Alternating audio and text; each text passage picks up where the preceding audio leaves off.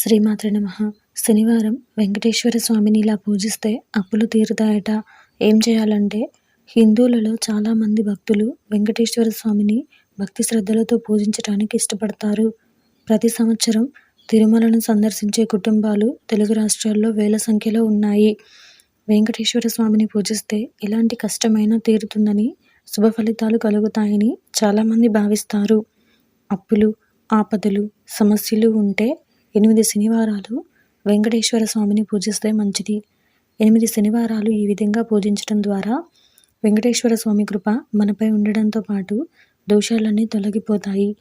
దేవుడి గుడిని శుభ్రం చేసి బియ్యపు పిండిలో పాలు పోసి అరటిపండు ముక్క, బెల్లం ముక్కతో ప్రమిద చేసి ప్రమిదలో 7 ఒత్తులు వేసి స్వామి పటం ముందు పూజ చేయడం ద్వారా అనుకూల ఫలితాలు కలుగుతాయి. భక్తి శ్రద్ధలతో నియమనిష్టలు పాటిస్తూ దేవుడిని పూజిస్తే దేవుని అనుగ్రహం మనపై ఉంటుంది.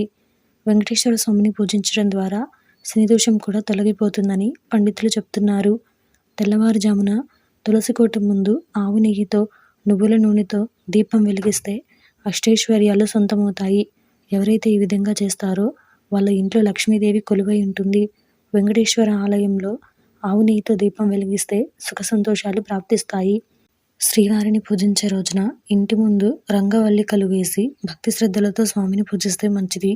స్వామిని తులసి దళాలతో అర్చన చేయడంతో పాటు ధూపదీప నైవేద్యాలను సమర్పించుకొని పాలు, పండ్లు, పాయసం, కలకండ, చక్కెర పొంగలి, పులిహోర నైవేద్యంగా సమర్పిస్తే మంచిది. పూజ చేసే సమయంలో ఓం నమో నారాయణాయ అనే మంత్రాన్ని జపించాలి.